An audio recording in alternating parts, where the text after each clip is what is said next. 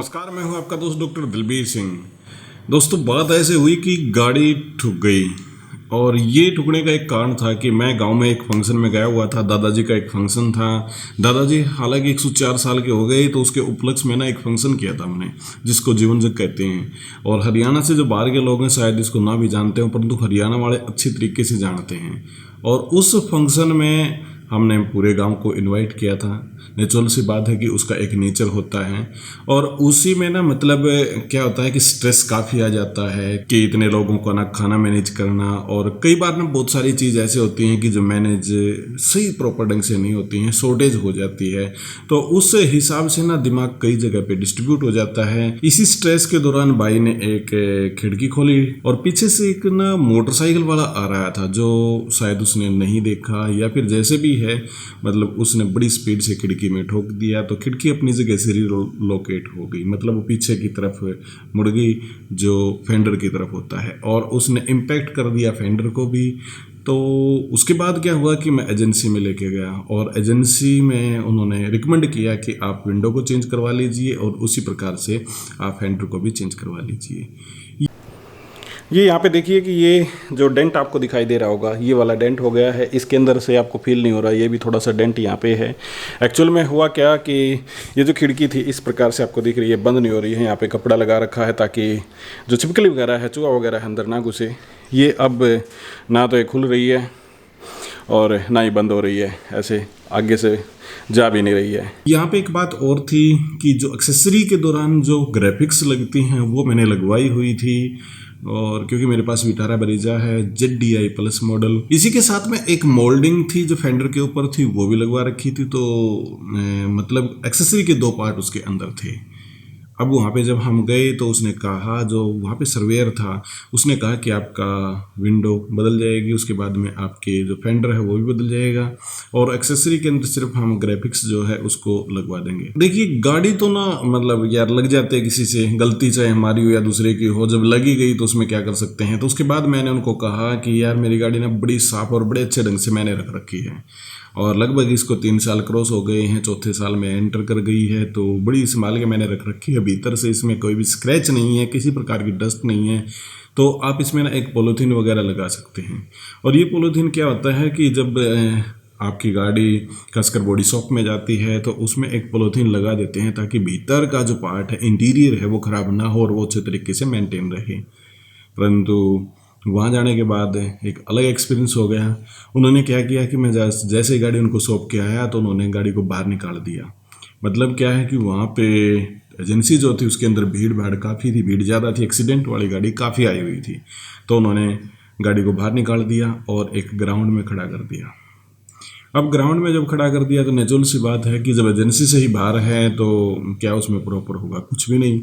यहाँ पे जो मिसमैनेजमेंट हुआ, या फिर ये कहें कि जो लापरवाही हुई, या फिर ये कहें कि जो नुकसान हुआ गाड़ी में, मैं वो बताता हूँ। पहली बात, जिस बंदे ने उस एजेंसी से बाहर निकाल के ग्राउंड के अंदर गाड़ी खड़ी की थी, तो उसने यही ध्यान नहीं किया कि इसका पावर ऑन है, जिसको इग्निशन पॉइंट कहते हैं ना, कि जब स्टार्ट होने को होती है गाड़ी तो वो वाला पॉइंट्स ऑन है या ऑफ है, उसने उसको ध्यान नहीं दिया, गाड़ी वहाँ पे खड़ी कर दी। अब जो गाड़ी ठुकी हुई थी तो उसकी खिड़की आधी खुली हुई थी, और खिड़की आधी खुली होने के कारण उसके अंदर से बंदर भी जा सकते थे अंदर। धूल तो हमेशा आप कह सकते हैं कि आंधी वगैरह, तेज बारिश वगैरह कुछ भी आए तो वो अंदर जाने की संभावना पूरी होती है। किसी भी प्रकार से जो मैं बोल के आया था पॉलीथीन वगैरह, वो लगाया नहीं। ग्राउंड के अंदर खड़ी थी। तो सुबह मैं अपनी गाड़ी को संभालने का, क्योंकि मुझे कहा था कि कल आपको गाड़ी मिल जाएगी, डिलीवरी 1 दिन बाद हो जाएगी।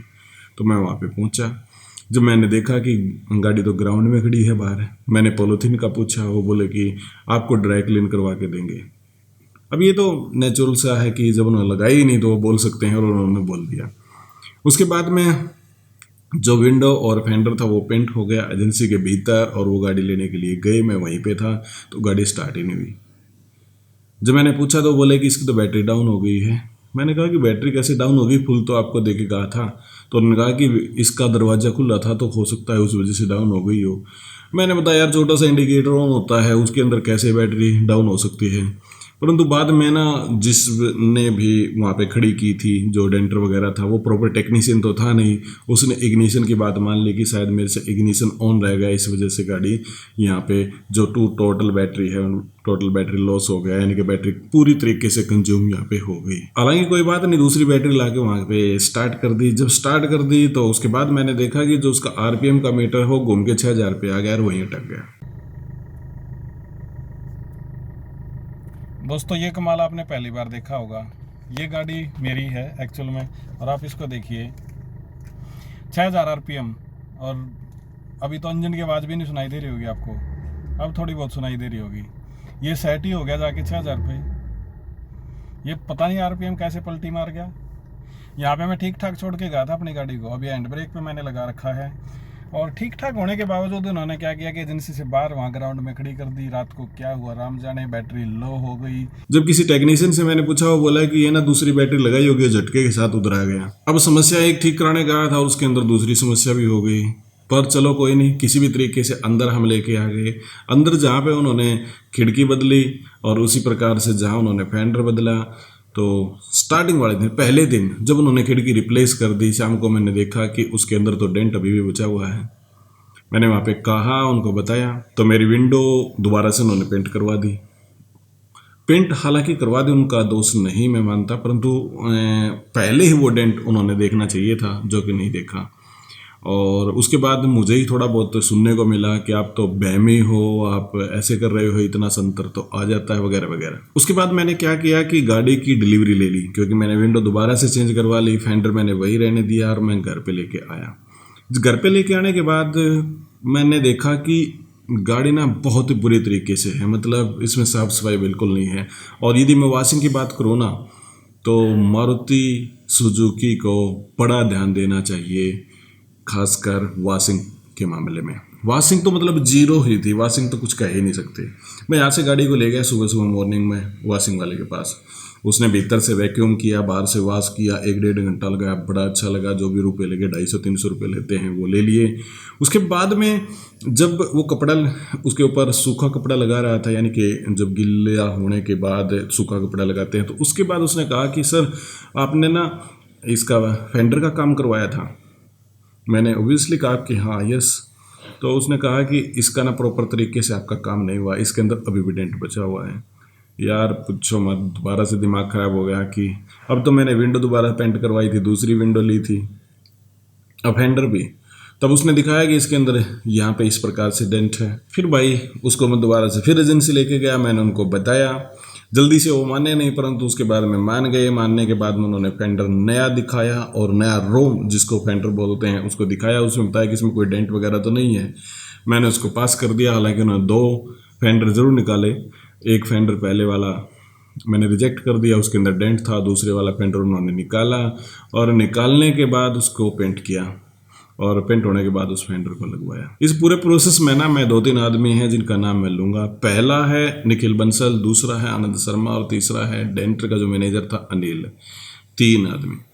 मैं आपको ये बताना चाहता हूँ कि तीनों ने बहुत अच्छा कोऑपरेट किया। हालांकि चाहे वो मुझे बाद में कुछ भी कहें, मैं बता रहा था ना कि बहमी कहें या फिर ये कहें कि हमारा डबल काम करवा लिया, परंतु कोऑपरेट उन्होंने अच्छा किया। जैसा मैंने बोला उन्होंने कर दिया। ये बात ज़रूर है कि पहली बार चेक कर लेते तो शायद दोबारा की नौबत नहीं आती, परंतु यार इंसान है वो भी। बहुत सारी मारुति की गाड़ियां हैं, एक जगह से एक जगह दूसरी अड़ी पड़ी हैं। इसके साथ में ना कई और मजबूरी भी है उनकी कि वहाँ पे बॉडी शॉप के अंदर इतनी जगह ही नहीं है।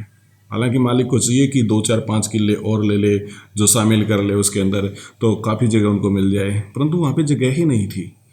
और एक चीज़ और हो गई, जब गाड़ी उन्होंने बाहर खड़ी कर रखी थी तो जो रूफ रेल होती है ना, उसके नीचे एक रबड़ सा होता है, उसको बंदर खा गए।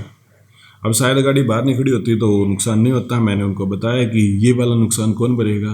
उन्होंने मान लिया यार कि हम इसको भी भरवा देंगे। हालांकि बताया कि काफ़ी महंगा है, 4200 रुपये का शायद वो आइटम है, परंतु उन्होंने कहा कि हम इसको लगवा देंगे, हमारी गलती है यदि बंदर बाहर खा के इसने ख़राब कर दिया है। अंदर होती तो शायद ये ऐसा नहीं होता। तो दोस्तों इस प्रकार का एक्सपीरियंस ज़रूर रहा, परंतु फिर भी मैं वहाँ पे धन्यवाद करना चाहूँगा कि अच्छा कोऑपरेट किया निखिल बंसल ने, आनंद शर्मा ने, और जो मैनेजर थे वहाँ पे अनिल जी ने काफ़ी अच्छा कोऑपरेट किया। मेरा टाइम जरूर ज़्यादा लगा और बहुत सारा टाइम लगा। जो हमारे व्यूवर्स हैं, जो हमारे दोस्त हैं, वो चाहेंगे कि इसके अंदर मैं टिप्स क्या दूं कि वो किस प्रकार का, किन बातों का ध्यान रखें। दोस्तों मैं तो यही कहना चाहूँगा कि आप अपनी गाड़ी का, यदि आप अच्छे तरीके से अपनी गाड़ी को मेंटेन रखे हुए हैं और अच्छे तरीके से प्यार करते हैं अपनी गाड़ी पे, तो आप बॉडी शॉप के अंदर जरूर खड़े रहिएगा, संभालते रहिएगा, देखते रहिएगा। नहीं तो डेंटर वगैरह यार बड़ा गड़बड़ कर देते हैं। आपकी गाड़ी का जो सामान खोलेंगे अंदर फेंक देंगे और ज़्यादा गड़बड़ कर देंगे। मतलब क्या है कि पूरी गाड़ी पे स्क्रैच वगैरह हो जाएंगे।